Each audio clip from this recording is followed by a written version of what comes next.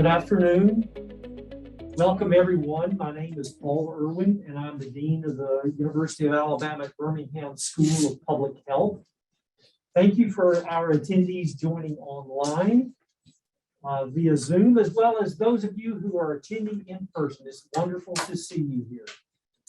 I'm very excited today to welcome you to this webinar, Prevention and Mitigation Strategies through the COVID-19 pandemic, a local public health official's perspective, featuring Dr. Mark Wilson from the Jefferson County Department of Health. This webinar is made possible by the Alabama Regional Center for Infection Prevention and Control Training and Technical Assistance, the Office of Public Health Practice, and the Public Health Student Association. Each organization is offering virtual events throughout the semester. Be sure to check out their websites and social media for updates. I would now like to introduce our speaker. Dr. Mark Wilson became health officer for Jefferson County in 2011, overseeing all programs of the Jefferson County Department of Health.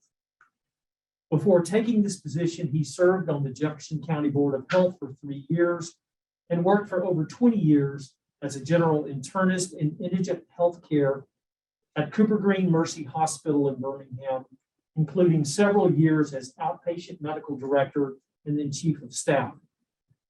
Dr. Wilson earned a Bachelor of Civil Engineering degree from Georgia Tech and his medical degree from the University of North Carolina, Chapel Hill. Since coming to the Jefferson County Department of Health and prior to the COVID-19 pandemic, his priorities have included advancing health equity, improving birth outcomes, addressing the drug addiction crisis, advocating for tobacco-free policy, supporting the development of a trails and greenway system to facilitate outdoor activity, and more recently establishing a strategy to address violence as a public health crisis. He has also worked to expand partnerships between the health department and other community organizations to pursue common goals related to public health.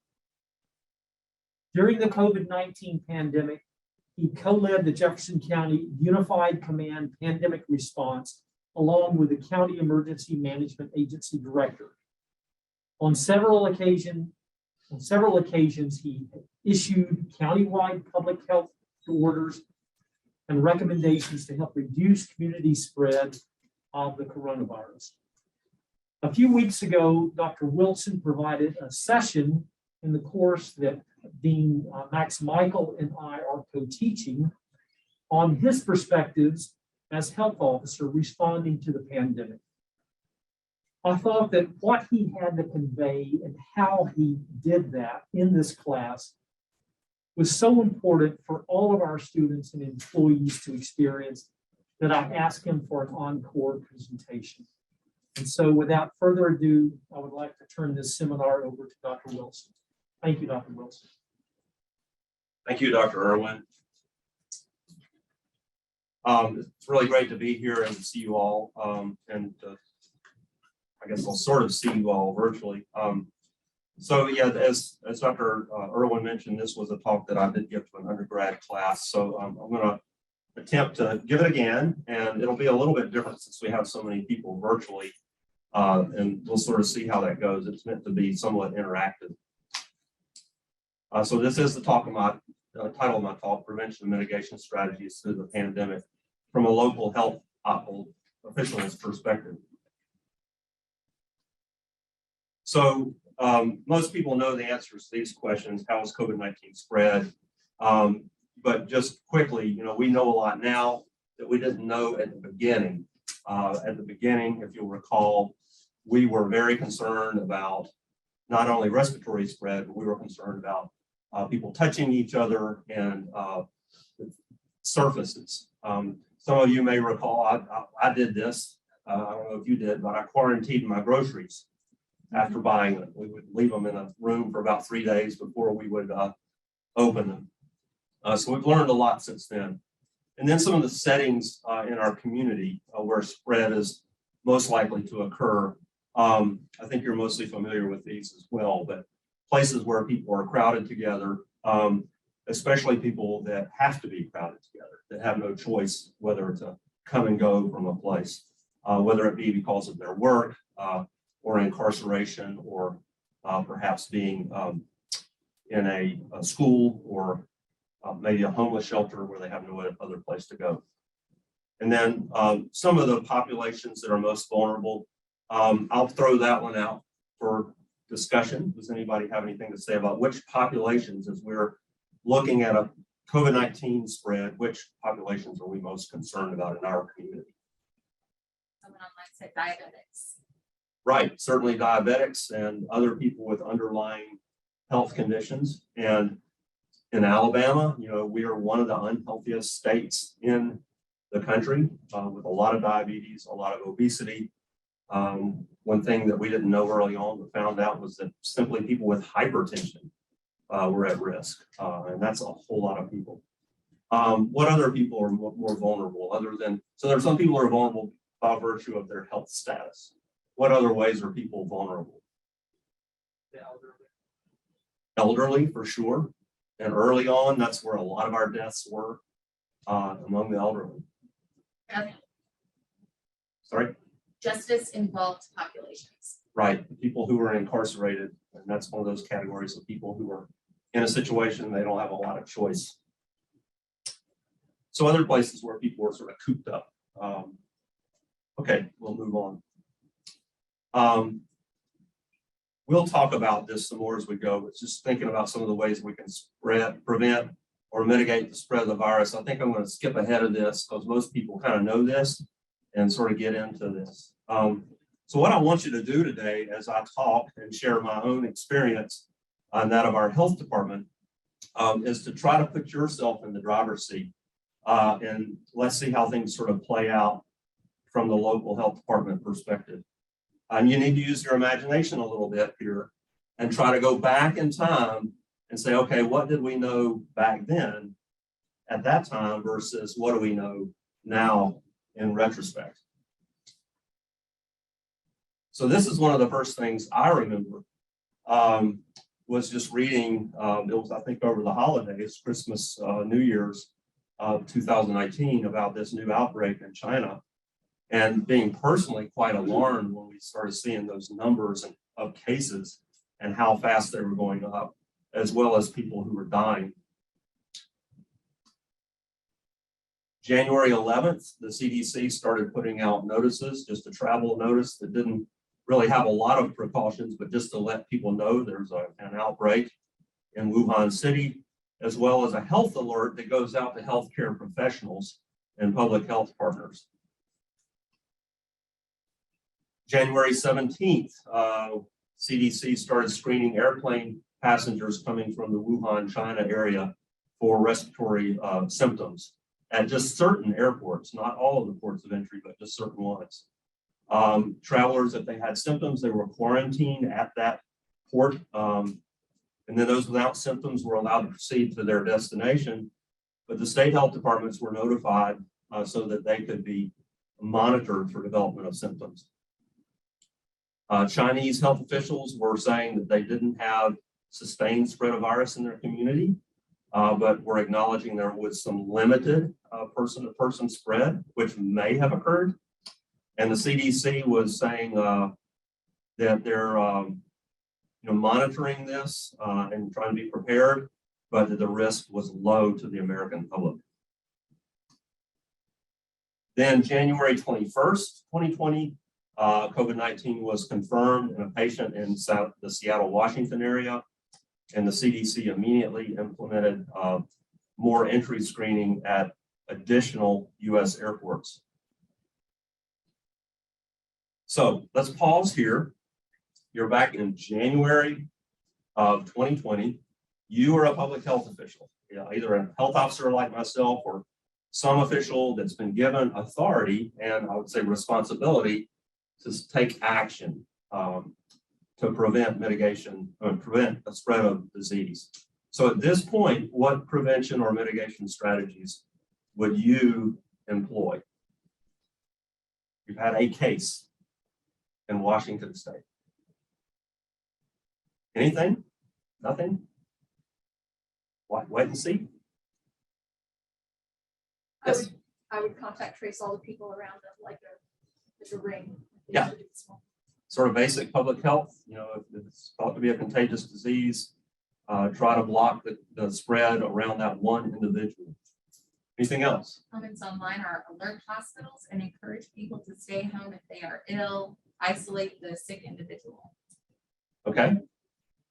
Would we do that here in Alabama? I guess is another question. This is the case in Washington. So I'm seeing some people say no, not yet. Okay. Then late January, February, our health department set up incident command. Many of you are familiar with that. That's where we set up an organizational structure to respond to an emergency.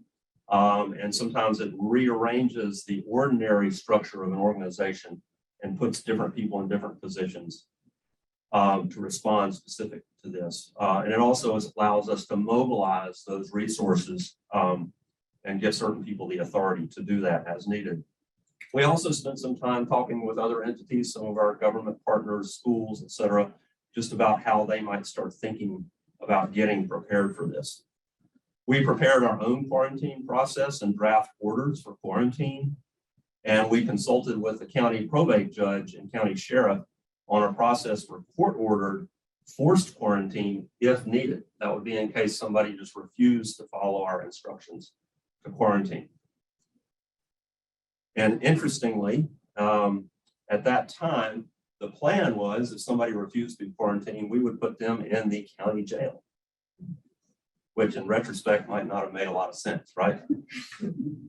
But that's sort of the usual way we enforce that if we have to, which we rarely have to do. So I'm going to give you a little bit of information just about how public health law works in the state of Alabama.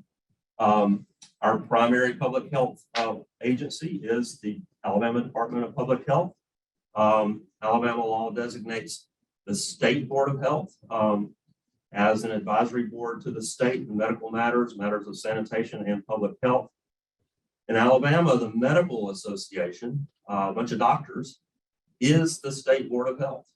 And they in turn elect a state committee of public health that meets regularly and sometimes passes regulations.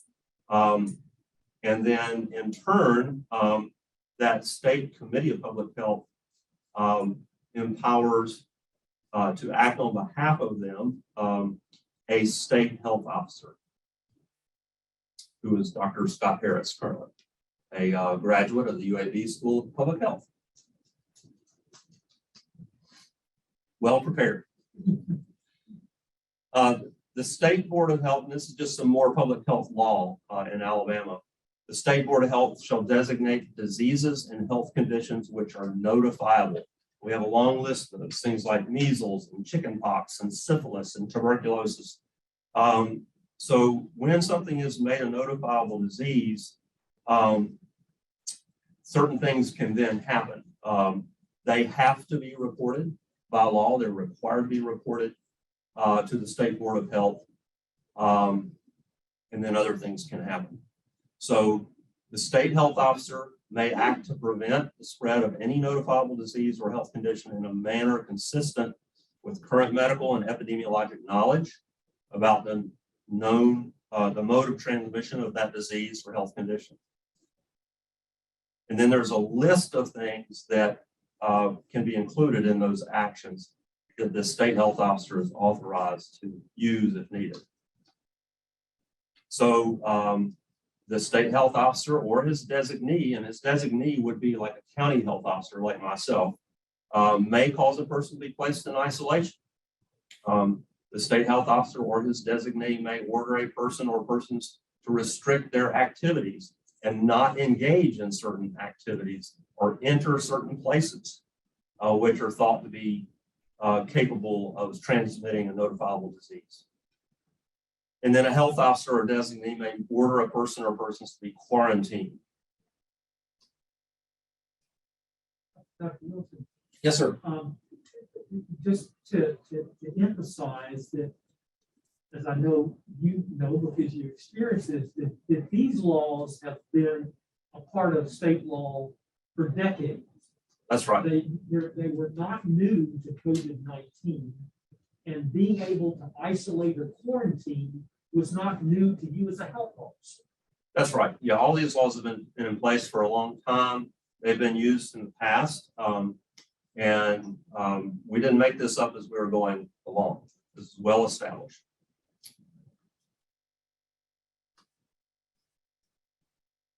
And then there's this more law about that a person can be forced into quarantine or isolation. And this is where the probate judge comes into play. A county health officer, state health officer may petition a probate judge in the county in which the person is located to commit that person to custody of the Alabama Department of Public Health for compulsory testing, treatment, and quarantine. So it's a fair amount of power when we're talking about a notifiable disease, which can be transmitted, can potentially harm other people.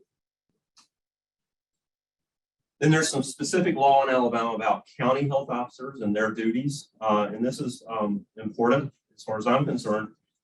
It says it shall be the duty of the health officer to do certain things. Exercise subject to advice of the county board of health in accordance with our laws, general supervision over sanitary interests of the county. That's a lot of what we do as a health department routinely. And then there's to make an investigation of cases of a disease suspected of being or known to be those enumerated in Chapter 11 of this title. That's basically that list of notifiable diseases that we just talked about. And then this key phrase at the end, shall in accordance with the law institute immediate measures to prevent the spread of such disease. So back to our timeline in early March, we saw this headline that there was a nursing home outbreak in the Seattle area. Several people died, COVID-19. We started looking at this. I started looking at this great map that Johns Hopkins University had showing where cases popped up. Started out as a little red dot here and there, and then the circle got bigger and bigger. And so every day I was sort of looking to see where these dots were starting to pop up. I think a lot of you were too. So things started really moving in early March 2020. The week of March 8th, there were cases detected in every state surrounding Alabama, but not in Alabama. We didn't have much COVID-19 testing available at all at that time. And in fact, even the supplies for testing in the laboratory capacity was not good at all. That following weekend, we had several large events planned here in Birmingham with travelers coming from other areas, some events that would be over 1,000 people. And then on March 11th, the World Health Organization officially declared a pandemic. We were also seeing news reports of what was happening in other parts of the world. One in particular was Italy, where they were already having to basically decide who got a ventilator and who didn't, rationing care and allowing certain people to die, which is just a horrible, horrible situation that definitely got my attention. And I think we all know people that work in hospitals. I have 2 daughters who work in hospitals, and just the thought of them facing something like this was horrific to me. So it was very personal. So here we are, that week of March 8th, 2020. You are a public health officer. What prevention or mitigation strategies would you employ at this time? The EOC is activated by now, right? Not quite yet. I think that happened around the EOC was activated. I think that was around the 1st of April. Would you do anything? I would be very concerned about the big events in the state and travelers from out of state. I mean, I guess I would have the authority to cancel those events or somehow, I'm not sure what action I would take, but that would be a major concern. That's right, because at the time we didn't know whether we had any cases here or not. It was we were seeing this as, okay, there are cases popping up around the country. it looks like we're starting to get surrounded here in Alabama. Birmingham, is an area where there's a lot of interstate traffic and a lot of, like I said, a lot of events coming up. So I think that's spot on. It's thinking about those large gatherings where people might be bringing the disease into our community. Because we were under the assumption that, on the one hand, we thought it's probably already here, right? Because we're not testing enough. We don't really know. We're flying blind, I think is the terminology I used. But at the same time, there was this sense at the time that it was, there was a threat from the outside and maybe we could stop it or at least slow it down. Comments online. Someone said, put out advisory notices to local areas about confirmed cases rising in surrounding states. Someone else said, I would be enhancing our testing capability. Right. Those are spot on. Yeah. Giving out advisories, doing more testing. And I really wish we could have done more testing at that time. We were a little hamstrung. Yes, ma'am. I was gonna say, like, we had a large gatherings, like with the schools, because I remember that week, that was my birthday, and I was a senior, and that was the week they shut my school down. Yeah. So I would like people like for this, like, it's offline or online test. Yeah, I think the schools, I think there was actually a spring break and then the kids were told just to not come back afterwards. And that was statewide, I believe.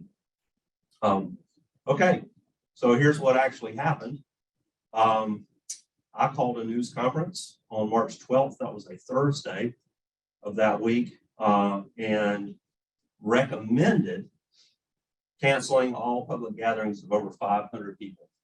And that number was completely arbitrary. I got a couple of my other public health friends, some infectious disease doctors together, and just said, what do you suggest? And somebody said, you know what? There's not a right answer to that question. Just pick a number to help our public start getting ready for what's coming, to start to tighten things up a little bit. So that's what we did. It was not an order, it was a recommendation. Some events were already being canceled on their own. We had an NCAA swim tournament coming. They had called me for advice, but soon after that, they decided to cancel all events anyway. But even in our churches, we have a lot of mega churches. For the most part, they complied with this. Everybody took this quite seriously at the time because we were all scared of what was happening in Italy and how much we didn't know about this other than the fact that it seemed to really be spreading. Then the next day, that Friday, March 13th, President Trump declared a nationwide state of emergency. And then Alabama Governor Kay Ivey issued another state of emergency, a state of public health emergency in Alabama. And then that same day, we had our first case in Jefferson County and our first case in another part of Alabama. So now we have actual cases. You're a public health officer or official. What would you do at this point? We have actual cases. Anything different? Or just stay with no large gatherings? Yes. Either begin building the capacity for contact tracing, or there was a plan in place, implemented, get that started. Right. And fortunately, the health department already had capacity for contact tracing because it does that as part of its ordinary work for things like tuberculosis. But we had about 5 or 6 contact tracers, disease investigation specialists that did that type of work. So we were okay for the time being, but we also knew that we might have to expand. Comments online, telling people to practice common sense, hygiene, hand washing, don't touch your face, mandatory quarantine after traveling to certain areas. Okay, yeah, so I think we were starting to give out a lot of advice about that, sanitizing and sanitizing those surfaces, washing your hands, cover your cough, things like that. There wasn't much mention of face masks at that point, as you'll recall. Okay. Quick question. Yeah. Did the state of emergency issued by Governor Ivey help you in making more strict or mandatory orders? Oh, that's an excellent question. The state of emergency did that basically give me support to allow me to do more. it was part of the sort of legal framework that underpinned taking actions. As you saw in that earlier public health law, that regardless of whether there's a state of emergency or not, I still have the authority to take action. But the fact that we're in a state of emergency added some real strength to that. So just a note about our public health system in Alabama.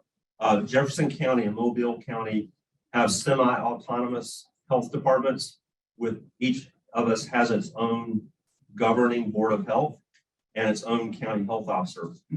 The other counties in Alabama are basically lumped together in different regions, which are overseen centrally by the state health officer and the state board of health. And did you work closely with the city of Birmingham? Because Birmingham being the largest city and decisions they were making, because I know, if I remember right, things would happen in Birmingham and kind of spread out from there sometimes not. But how closely did you work with the mayor? There was very close conversations with Mayor Woodford, sometimes daily. When I did that public gatherings thing, that was soon after a phone call with him. He was asking my advice about an event that he had planned that weekend, a fundraiser for predominantly Black universities and colleges. And I took a big gulp and said, yeah, Mayor, I think you're going to have to cancel that, as much as I hate to do that. One other question Yeah. from the chat. Did you feel you had more political support in March of 2020 versus later on in the pandemic? Absolutely. We had a lot of political support then. I'll say a little bit about that in just a minute. So we had our first case, and this is a copy, de-identified, of our actual first quarantine order. And signed by me, ordering somebody to stay at home and for their family to stay at home. And at that time, we actually hand delivered these. And we actually sent people out to check on the folks to make sure they were complying with the order. So little pause here, a mass testing site was set up that weekend. So more cases were being detected. Again, you have the ability to take some action. What would you do at this point? We're in the weekend after our first case. We have a state of emergency. Anything different? Well, if you hadn't started this before, getting a communication strategy in place, I mean, of course, hindsight is perfect. Yeah. But, being able to think about how do we reach the communities, how do we build the trust, how do we convey concepts around this is new. Right. Our advice will change, right? Yeah. So in a way that people can grasp and can get behind instead of mistrusting authority. Yeah, so at the time, there wasn't that mistrust so much. And we were pretty busy worrying at the time about the house being on fire. So we didn't, while we did communicate, we did, news conferences, and there was communication going on nationally. This was a hot item, so there's a lot of information. It wasn't something we had the luxury at that time to think a lot about, to be honest with you. Was there communication with the hospital during this time? Yes, some at the time, and soon in the near future after this point, there started to be, once the hospital started actually getting cases in the hospital, there were regular calls once a week actually 3 times a week, with all of the CEOs of all the hospitals, along with myself and a few others that were involved in the pandemic response. So there was a lot of communication about that. And that was one of the things we were most concerned about early on, was how to support our hospitals. Comments from the chat? Yes. Set up more mass testing sites. Partner with institutions like UAB to reach more vulnerable populations. Identify and communicate strategies for self-protection. Secure PPE and other equipment needed by our healthcare community. And like someone else just said, developing a strategy to communicate with high-risk populations that may not be reached by phone, internet, etc. Very good. Yeah, some smart people online there. That's good ideas. Dr. Wilson, who managed this first mass testing site and who conveyed the information about the positive cases Yeah. to you? So the state was in the process of setting up the state lab for testing, where we could collect samples and send them down to Montgomery, and sometimes by courier. And then the CDC was supplying, the state lab. And as you may recall, there were some mix-ups at that point. There was some testing reagents that didn't work. So that was really sort of a flop.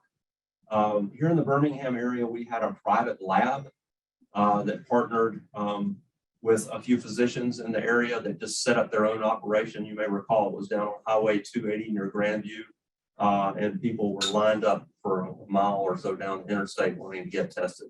And that's where we started getting most of our initial data. And we were on the phone with those folks all the time, and they were reporting to us how many are you getting, and letting us know immediately when they had something. So here's what happened. This is all happening really fast. Through that weekend, there was a lot of work going on trying to figure out what do we do next. We were drafting orders. And this is something somebody asked about earlier, was sort of collaboration. With like 2 hours notice, I, with help of our local emergency management agency, who already had a call down list, had an emergency call with our Jefferson County commissioners and all of our mayors in Jefferson County. We have about 35 cities in Jefferson County.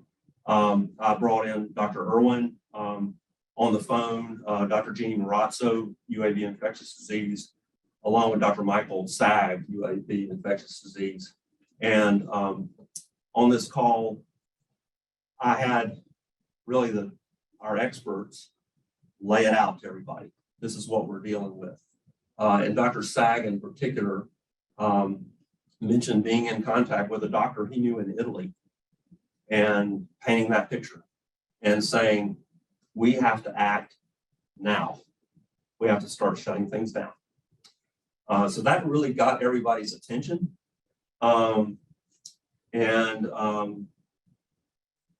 So I basically told them, I've got a public health order ready to go. And I let them know what it basically was going to do. I asked, are there any questions, concerns, suggestions? And there were very few. We didn't take a vote or anything, but it felt like we pretty much had unanimous support. There were some questions for clarification, like, well, what about the food court at the Galleria? Things like that. But everybody was really concerned, and we felt like our community was under serious threat and that we did need to take action.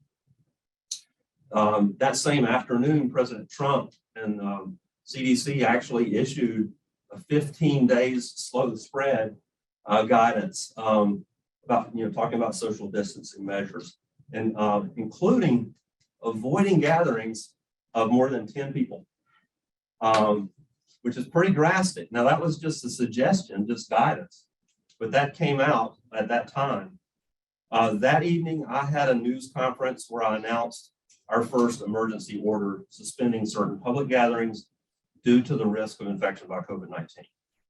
And I had other partners with me. I had the president of the county commission, our EMA director, Jim Coker, and our United Way CEO, Drew Langlow. And I brought United Way there because we knew that our community was going to need a lot of support. They were going to need people were going to need assistance with food and other things like that. And just to remind the UAB crowd, March the 16th was the day we went on limited business operations here at UAB. It was the first day of spring break for students. So that my first order suspended gatherings of 25 people or more unless they could maintain a 6-foot distance between persons. Public schools were already closed. I filled in by closing private schools and even childcare centers with more than 12 people, more than 12 children. We closed restaurants, bars, breweries, to on-site consumption. We suspended senior citizen gatherings, and we prohibited visitation to nursing homes because that was obviously an area of concern. The next day, I immediately asked the state health officer to extend my order to the surrounding counties because Jefferson County is not an island in the greater metropolitan area. He did that the next day. The day after that, the Mobile County officer issued a similar order. And then by March 19th, the order went statewide. Then we just had a series of other orders that got progressively more strict until finally on April 3rd, we had a statewide shelter-in-place order so that people were told to stay home unless they had some essential reason to get out of the house. And then March 24th, a few days later, I got this terrible email from Dr. Marazzo at UAB saying, unfortunately, I think we will remember the last 24 hours of the period when COVID-19 tsunami broke our shore. And I remember using that term tsunami. We're trying to hold back a tsunami. And I got very upset at that time because we were trying so hard to stop the tsunami. And it looked like we failed. And she gave some other details about rapid increase of admissions to UAB Hospital and other hospitals, setting up additional ICU teams to take care of the sick. And the PPE situation, face masks and stuff for the hospitals, was precarious. I'll tell you, sometime, I think in early April, around this time, and talking with the CEOs of the hospital, I know UAB hospital system was down to 2 or 3 days supply of N95 masks. And there was real genuine worry that they would run out. And then this is what happened. April 4th, about a week after that email from Dr. Marazzo, we saw the curve just suddenly level out. Now it's hard to take credit for things you don't know for sure. Cause and effect in this pandemic, to be completely honest. These surges sometimes behave how they're going to behave in ways that we cannot fully explain. But it does appear that we flattened the curve by the actions we took early on. And again, this was during a time when the hospitals were in trouble. And we didn't know if we had the resources to take care of patients and protect the hospital workers. We were also starting to hear reports about outbreaks among homeless people. Boston had a terrible problem. And then we're hearing about jail outbreaks in parts of the country as well. So suffice it to say, we were very busy trying to make sure we protected those populations as well. I won't go into details because of time, but we basically convened a lot of people to try to address these different things. We did go into incident command. I think it was around April 3rd or 4th, Unified Incident Command at the time with the EMA under order from the FEMA director. And so that whole incident command structure had different groups of people working on different things, including people focusing on protecting the homeless, people protecting the jails. I will say our local judges, even before I talked to them, had already gotten a lot of our local county jail inmates and city jail inmates out of jail, bailed them out to protect them, which was awesome that they did that. They basically cut our local jail population by about 40% very quickly. So same question about what you would do. Yeah, we've already shut down a lot of businesses. We're trying to do as much testing as we can with limited supplies. Our hospitals are very concerned. PPE is a big problem. I'm going to kind of move along here, just in the interest of time. What I just said is basically what we were doing. We were just continuing to address these areas of concern. There were, I'll say, starting in late April and May, the state health officer with the governor's support started doing reopening orders. And I was given the authority to always, each time an order was issued, to do something more stringent.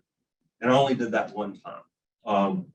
And it was fairly limited, but otherwise we all started reopening. And there were a lot of discussions about how do we reopen safely. And then we had another surge after Memorial Day weekend, that summer of 2020. So the issue of face masks came up. CDC on April 3rd did recommend face masks as a voluntary measure. We began recommending face masks without issuing an order. The city of Birmingham, being very proactive, did issue a face mask order or ordinance effective May 1st, very early. I, on June 17th, again convened or met with our mayors. Our mayors have a regular meeting, Mayors Association. I got invited to their meeting to talk about face masks. I presented some of the data around face masks, which at the time was pretty limited, to be honest with you. You know, the real proof that face masks work for COVID-19, the cloth face masks that we're all wearing. But I discussed with them the possibility of issuing a county-wide face mask order. And at that point, I would say, again, we didn't vote, but just kind of reading the room, about half of our mayors expressed concern about backlash if we did that. People might take their business across the county line, go somewhere else. But I did go ahead and issue a face mask order June 24th, the first county-wide face mask order in Alabama. And then about 3 weeks later, there was a statewide face mask order issued. And this is kind of the response we got at that point. This, you know, I'd already shut down businesses, told people they couldn't leave their homes practically. Drastic things, put people out of work. This is when I really got backlash, when I told people they had to wear a face mask. And this is when we were starting to use this word a lot, politicization, which I've gotten really good at pronouncing. Then we were in the middle of another really big surge in the summer, just as school was opening. We were already getting a lot of requests from schools about graduation. How do we do graduation in May? In the summertime, it was like, okay, how do we safely reopen?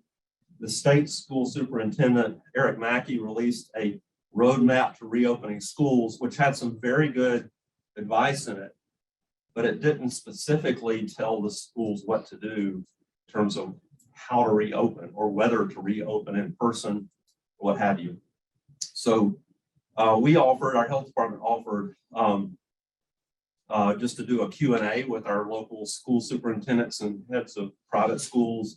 It was a great meeting. We just basically answered their questions, talked about COVID. And at that meeting, they actually asked me to give them more specific guidance about opening schools. And so I convened several of our local pediatricians, some of our infectious disease experts for several meetings, and we came up with some guidance. I presented a draft of that to our school leaders to get their feedback. We made a few changes based on just reality checks with how our schools operate, including the limitations of social distancing in our classrooms and our facilities. So then I issued something called guidance and concerns for schools. It was not an order.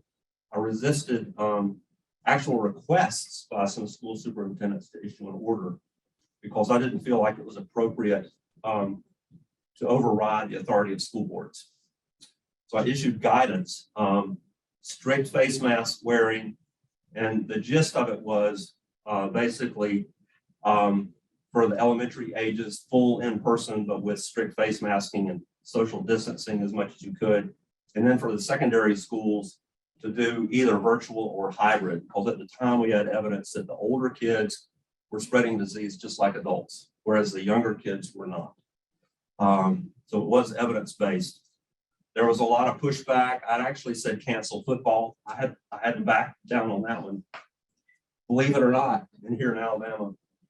But there was a lot of discussion with our local legislators because they were hearing a lot from their constituents that were upset about what I was doing.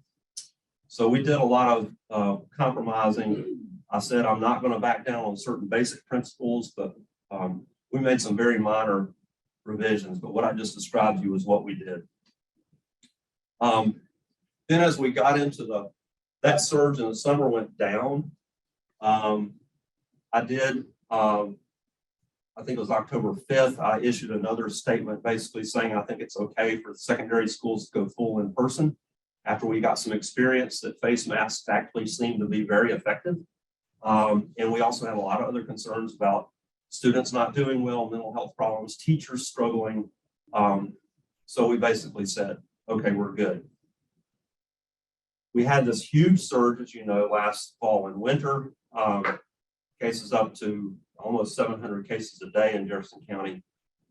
So again, you know, there's a question, what should we do? Should we issue more orders? But the reality was we were getting into this other new vocabulary term, pandemic fatigue. And a lot of people were just simply saying, I'm tired of this. And there was some surveys done that just showed that people were, their precautions that they were taking, like face masks or avoiding large gatherings of social distancing, were starting to wane in our public. We still had these tight restrictions in schools, mainly face masks and limited social distancing, notification, quarantining, all of that. But what was happening in our public, I say especially in our suburban schools, which had a lower level of risk, real risk, I think, and also sense of risk. People were just doing their own thing. You know, the schools didn't have homecoming, so people set up their own private homecoming celebrations, Halloween parties, other holiday parties. And basically what we were seeing, best we could tell, we've had virtually no outbreaks occurring within the schools. But what was driving this big surge was what people were doing in their private lives, because they were just throwing in the towel. A lot of our public was. And there wasn't much we could do about it at that point, to be honest. Here's a quote from our former state health officer, Don Williamson, who's now director of the Alabama Hospital Association, a very wise man. He says there are two words in public health. One is public, and you can only do so much health as the public will allow. And that's basically where we found ourselves last fall, is there was only so much we could do. We could issue orders if we wanted to, we could tell people to do stuff, and a lot of people just didn't want to hear it. And they were going to do what they were going to do. Vaccinations began in December, as we all know. This is our first big vaccination event, which we did up in Gardendale as a health department. Then the legislative session started this past winter, and there were several bills put forth to put limits on state health officers, on the governor in terms of emergency declarations, and on county health officers, and even one that was specifically to put some limits on the authority of the Jefferson County health officer. It was actually, to be fair, it was just something that would require the health officer to confer with an advisory committee before issuing any orders. But it put a 10-day wait on it, which in an emergency doesn't work. COVID vaccine passport ban was passed. So other things like that were happening in our legislature. Here we are, I guess we were approaching another school year, this current school year. You're the county health officer with authority, take action legally.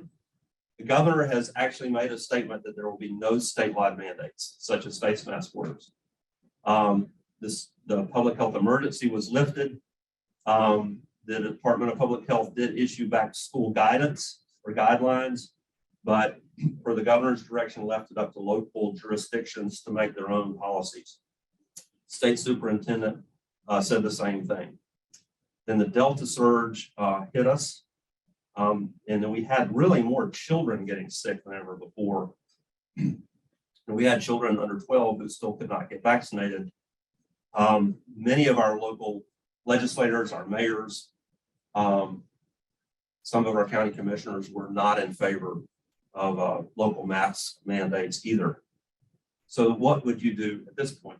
We've got a Delta surge, which is very scary, affecting children, making a lot more young people sick, killing some young people. What would you do at this point? Or would you do anything? I will say in early July, as our numbers started to tick up, I really wanted to issue a mask mandate. And I was like running up to the edge of that cliff. And I had other people at the health department whom I respect and I get advice from, holding me back. Don't do it. And it's really because we were genuinely concerned that it might do more harm than good to public health, to our health department, to future health officers, and their ability to take action in some other unforeseen pandemic or other public health emergency. Our public just was not ready for it. Even though technically, if we could have issued a face mask order, for all indoor spaces and for schools, I think it would have made a difference if everybody complied. I think you mentioned public health communication earlier, and I know I was surprised. I work really closely with somebody who works at Children's. So she was telling me when the first young person died at Children's. So I was hearing this, and I'm like, but it's not in the news. Like, people would care if it was in the news, right? And, now, is that true or not? I don't know, but just wondering, because I thought to myself, people were kind of willing to let the elderly pass in that first round, but if people knew that children were dying, would it be different? And so just thinking about, how do we communicate the risk and the cost to the community in a way that doesn't, disrespect at all the people who are suffering those losses. But again, I don't know. Right. Well, and on one of our calls with the hospitals and with Don Williamson, who I mentioned earlier, he said, maybe it will get people's attention when our first child dies in Alabama. And that's happened. Yeah. And I'm not sure it got everybody's attention. There was a lot of what ifs, or not what ifs, but oh buts. Like if somebody died that was young, they'll say, oh, but that probably was a person with an underlying condition. As if we don't care about people with underlying conditions. There's exceptionalism. Like, well, this doesn't affect my community or people like me. So we saw a fair amount of that going on. And I think people that were really, at some level, genuinely concerned about government overreach. Too much power put in the hand of a person like me, who's like, most people didn't even know I existed before this happened. So it was quite a shock to a lot of people. This is what I did. Basically, I endorsed the back to school guidance, strongly urging our schools to follow it without mandating anything and emphasizing mask wearing. But that's as far as I went. And I don't think it made a whole lot of difference. The first time I issued recommendations to school the previous year, they all followed it because they felt like they had to, because it was a recommendation from a health officer. There were some liability concerns. They talked to their insurance companies and they said, yeah, you better follow it. But after some immunity had been granted by the legislature and some other things, and just this change in public sentiment, they didn't see any need to follow my advice at all. Now, a lot of them did confer with me and ask advice, and we all had a great relationship. It was not adversarial. But there was just a very outspoken public that was getting the attention of school boards and superintendents. So, and then the only other thing that I did was for our businesses, I tried to do just a call to action and encouraging people to require masks in public indoor spaces for at least a month. And that was near the end of August, just to try to get a little bit of cooperation to sort of tamp this down. And that's kind of where we are now. Fortunately, we're doing a lot better right now. This Delta surge is looking pretty good right now. It's getting a lot better. So that's my talk. I guess we don't have much time for questions, but if there are any comments or questions, I'll welcome them. There are quite a few questions online. I'm going to try to pick one or two in the remaining time we have. Because of pandemic fatigue, if you had to do it all again, would you delay some of the actions taken? Now, I think early on, I probably would not have. I mean, I think we did the right thing early on. The only thing different is we've learned so much. If we knew like how well face masks work, I think we could have said maybe it wasn't necessary to shut down businesses and do lockdowns and things. You know, if we could somehow get everybody to understand how to follow these rules.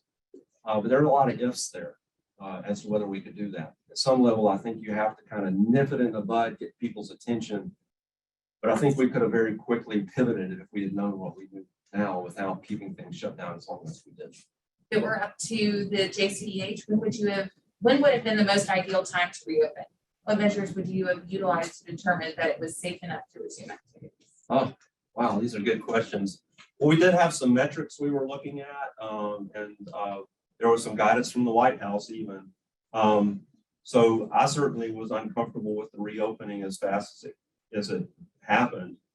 But you know, so we were looking at those same metrics to do that.